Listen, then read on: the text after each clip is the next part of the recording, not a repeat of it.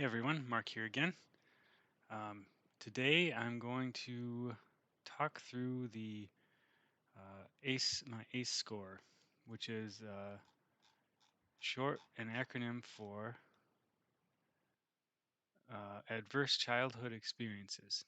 So there's a generally a widely circulated ACE test and score that consists of 10 questions, and the thought is that each additional question that you have the answer yes to increases your chances of various things to happen in your life.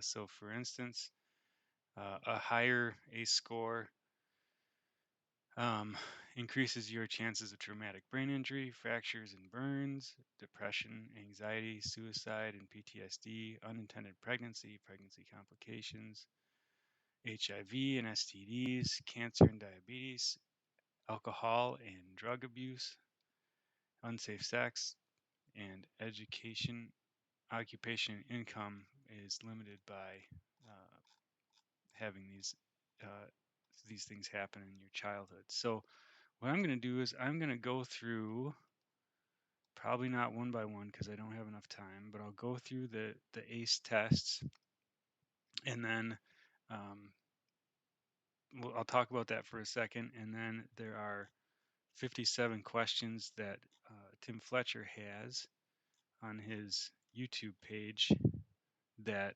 um I'll put a link in the description below, and also I will go through the ones that I answered yes to. So we'll see if I have enough time in 16 minutes to do this. So uh, the the base ACE questions that are like from the scientific community or psychotherapy community are: prior to your 18th birthday, did a parent or other adult in the household swear at you, insult you, put you down, or humiliate you, or act in a way that made you afraid you might be physically hurt? I answered yes to that one.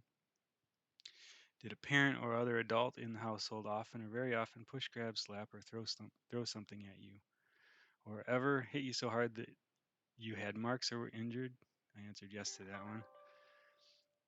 Sexual abuse by someone at least 10 years older? No to that one. Did you often or very often feel that no one in your family loved you or thought you were important or special, or your family didn't look out for each other, feeling close to each other, or support each other? Answered yes to that one. Physical neglect. Did you have enough to eat, clean clothes, and taken to the doctor when you were sick? Um, Answered no to that one. So a yes is you had that adverse event. Were your parents ever separated or divorced? No. Did you live with anyone who was a problem drinker, alcoholic, or used street drugs? Yes. Was your mother or stepmother often beaten, pushed, grabbed repeatedly, threatened with a gun or knife? No. Was a household member depressed or mentally ill, or a household member attempt suicide? The answer to that one was yes. Did a household member ever go to prison? So no to that one. So my ACE score is 5 out of 10, which means I am. There's some statistics you can go out and look at what an ACE score of 5 out of 10 means, but it means that you have had some things happen in your childhood that don't set you up for a successful life. So I'm going to go through. Next, I'm going to go through these questions from Tim Fletcher.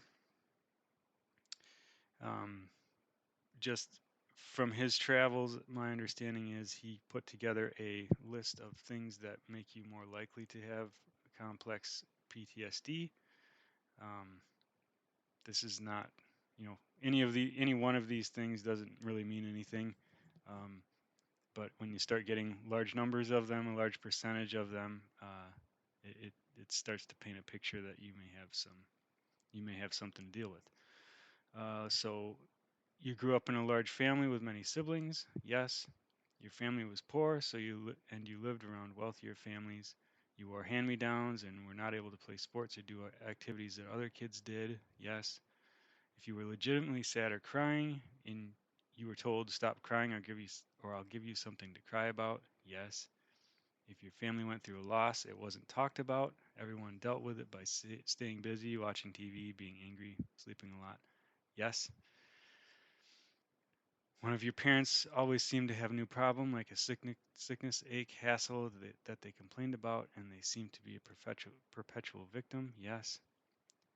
You wet the bed and were ashamed of it. Yes. Grew up in a family who taught you that you only need family. Don't tell others your problems. Air dirty laundry for the neighborhood to see, and always remain loyal to family no matter what. Yes. Grew up with a parent who relied on you for emotional support. Yes. Grew up with a parent who, when asked to do something, made everything about themselves and talked about how difficult their life was. Yes. Parents sometimes said they hoped you were a girl or talked about how they would have named you something else if you were a girl. Yes. Your parents were too busy or didn't care enough to figure out your love language, personality, or what life was like for you, your struggles and dreams and what you liked. Yes. Your parents didn't hug you, tell you they loved you, snuggle with you, do things that you wanted to do, like build a fort or have a tea party. Yes, they didn't do that. One or both of your parents was very volatile emotionally, angry, yelling, weren't good at regulating their emotions, especially when upset, tired, frustrated, stressed, or anxious. Yes. Your parents were racist, very opinionated about almost everything, angry about their life circumstances, gave the impression they were superior to others, said nice things to people's faces, but very negative things behind their backs. Yes. If there was conflict in the family, the problem was swept under the carpet and not resolved. One person always gave in so there would be peace. Yes. One or both of your parents never fully accepted you and teased you in ways that hurt. Yes. Parents only connected with you if something more important wasn't happening or they were angry at you. Yes. Someone in your family had a chronic illness, parent that you didn't feel like you could ask for their time or attention. Yes.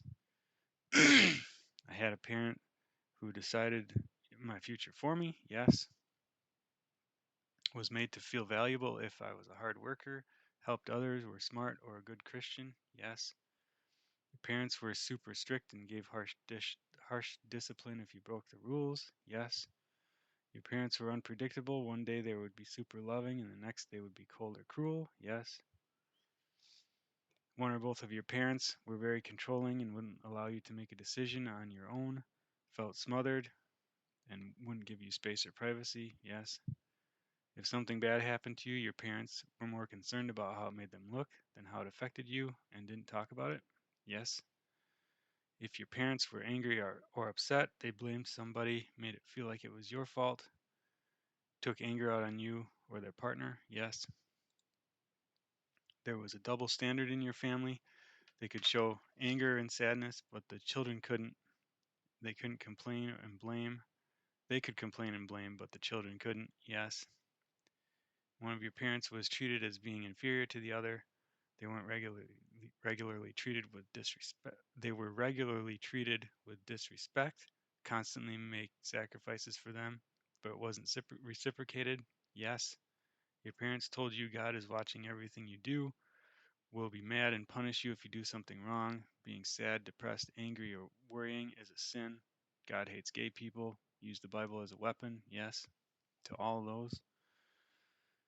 You didn't feel safe in your family to share your deepest struggles, fear of being laughed at or teased. Nobody would be empathetic or willing to talk about it. They would just change the subject. Yes.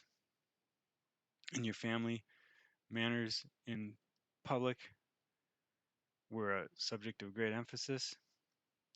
Success was seen as having wealth, a nice house, a good job, social respect, well behaved children. Uh, and I began to feel like all my behavior was about making my parents look good. Yes.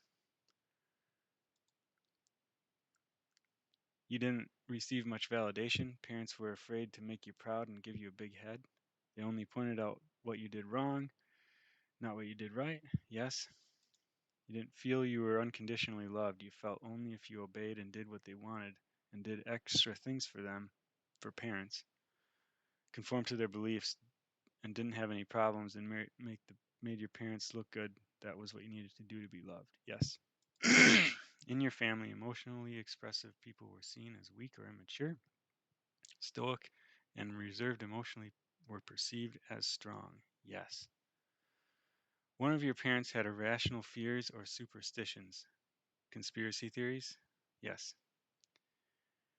One or both of your parents got very impatient with you when they were teaching you a new skill. Yes. You were regularly exposed to pornography before the age of 10. Yes. You could always feel tension, anger, stress, sadness in your household. Yes. One of your parents was a dictator. It was their way or the highway. There was no discussion about plans or asking you for your opinion. Yes. You were made to feel that relaxation and self-care was laziness and selfishness. Yes. You were made to feel that children were the free servants of the parents. Yes. There was favoritism in your family. Yes. Your parents stayed together for the kids, but there was no warmth or love in their relationship. Rather, there was lots of tension, conflict, and anger. Yes. Your family did everything together and were very proud of it.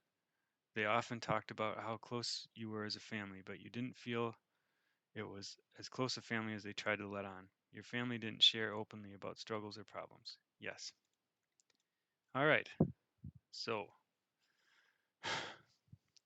that's kind of a lot, and I realize I really buzzed through it because my time is limited today. But of the 10 ACE score questions, I got a 5 out of 10. And of the 57 Tim Fletcher questions, I got a 42 out of 57. So as you can tell, there's been some stuff. Um, so after first doing this test, I was pretty overwhelmed, and it seems like, I sort of got the feeling that, man, there's not really much hope for me, that I'm really gonna be messed up for life, right? Because if all of these things are, if it compounds based on how many yes questions you have in there, it ain't a good scene if you're at what is that? 47 out of 67 questions overall, including the 10 and the 57.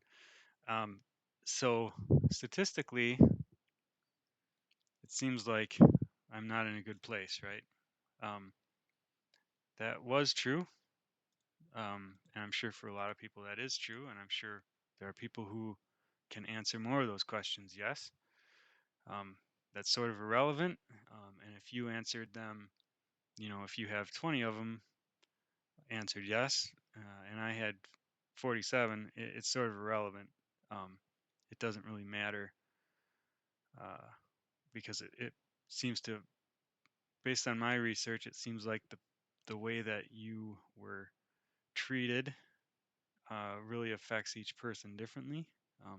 A lot of my siblings, and I have 5 brothers and a sister, were treated similarly, or they grew up in the same household, and they all have issues, but they're not the same issues. So different people react to the same thing differently. So you might have a score of 20, but you struggle more than I have.